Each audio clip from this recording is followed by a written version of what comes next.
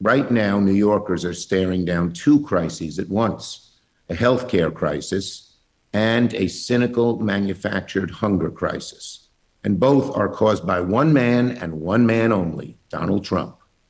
We're only 2 days away from open enrollment when it comes to the ACA. The average New York family will be hit with a whopping $3,000 more in healthcare costs. Some will go up to even $15,000. That is, how does a family that's sitting at the table tomorrow night, Friday night, and figuring out how to pay the bills for a week handle this? They're going to have a hole in the pit of their stomach saying, what am I going to do? I can't afford health care for my children, for my loved one. What am I going to do? And if that wasn't bad enough, now for the first time in history, a president is refusing to fund SNAP during a shutdown, ripping away food from children, hungry children, veterans who might have PTSD and need it, senior citizens who have relied on SNAP to help pay for their food. Why is he doing this? Not that the money's gone, the money is there. Not because it's not permitted, it's perfectly legal. Donald Trump, out of vindictiveness, out of meanness, ordered it to be stopped, to use these innocent people who need food as hostages.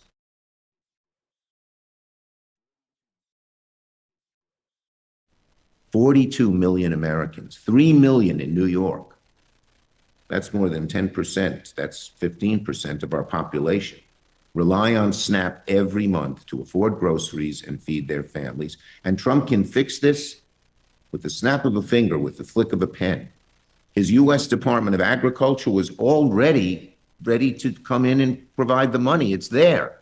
And he told them no in a cynical and really vicious move to use these folks as hostages. So that's why Senator Gillibrand and I are united, along with the rest of the Senate Democrats, to say that this cannot happen. We've just introduced a bill to stop this Trump-manufactured crisis and keep food flowing to American families. It will keep SNAP and WIC funded. And we're demanding that Trump and the Republicans put the bill on the floor for a full vote.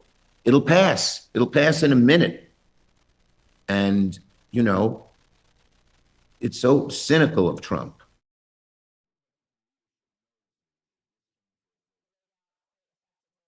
We've reached a critical moment for working families.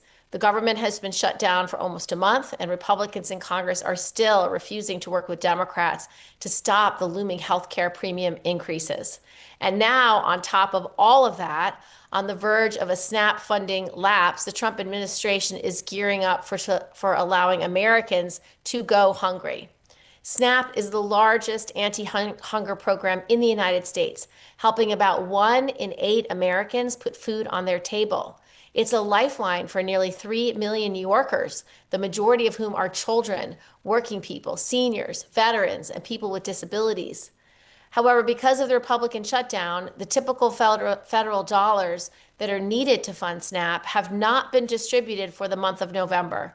And despite having billions of dollars in emergency funding ready and available to pay for SNAP, the Trump administration is refusing to use those resources.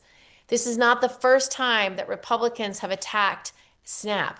Earlier this year, President Trump's big, beautiful betrayal slashed about $186 billion from the program.